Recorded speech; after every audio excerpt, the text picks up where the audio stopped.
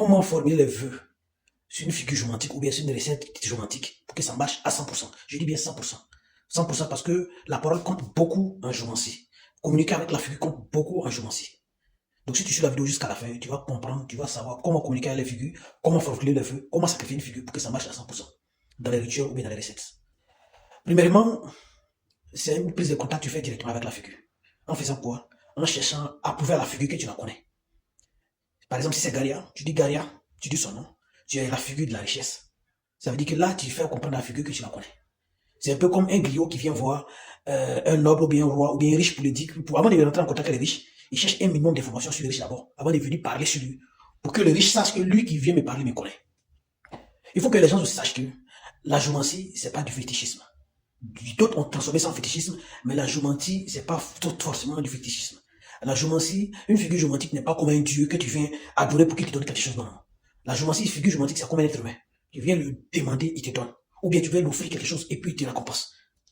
Voilà, donc la géomancie, c'est un peu ça. Donc premièrement, tu crées un contact direct avec la figure, en pouvant la figure que tu la connais.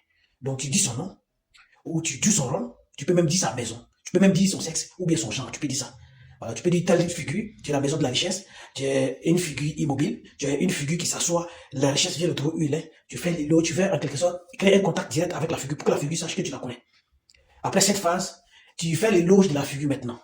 Tu as la deuxième phase. Tu as créé un contact direct avec la figure en faisant quoi la figure, en faisant comprendre la figure que tu la connais, en disant son nom, en disant son rôle, en disant son positionnement dans la géométrie.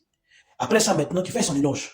Toi, telle figure, on dit tu es la figure de l'espoir, tu es la figure la plus importante en géométrie, tu es la figure qui apporte ça, tu es la figure qui est capable de faire ça, tu es la figure, même quand ça échoue, tu peux faire ça, tu fais son éloge. Après l'éloge maintenant, tu commences à faire tes doléances. Voilà, telle figure, moi, telle personne, j'ai besoin de ça, je veux que tu m'offres ça, je veux chercher ça dans ta main. Je suis venu avec telle chose pour te donner, ou bien je n'ai rien à te donner, mais je veux que tu fasses ça pour moi, parce que je n'ai pas ça que je viens de te voir. Donc tu fais ta doléance. Si tu finis cette phase, il y a une phase qui est très importante dans le sacrifice, dans les vœux, c'est la mise en défi.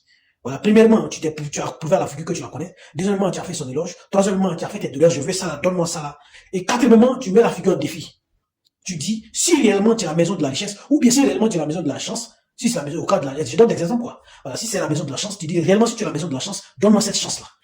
Voilà, si réellement ils n'ont pas menti sur toi que tu es la maison de la chance, si réellement tu es capable de faire ça, si seulement ils n'ont pas menti, si seulement tu n'es pas une fausse figure, si seulement tu mets la figure en défi. Et tu enchaînes avec le reste.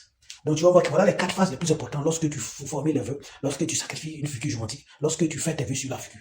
Et ces phases, si tu les respectes correctement, si tu fais une figure, tu fais tes vœux comme ça va s'imposer. Que ce soit pour aller offrir un sacrifice, ou bien c'est sur une figure que tu dois sacrifier, ou bien faire un rituel. Lorsque tu respectes ces phases-là, c'est très important, et tu as la chance que tes vœux soient réalisés, Inch'Allah.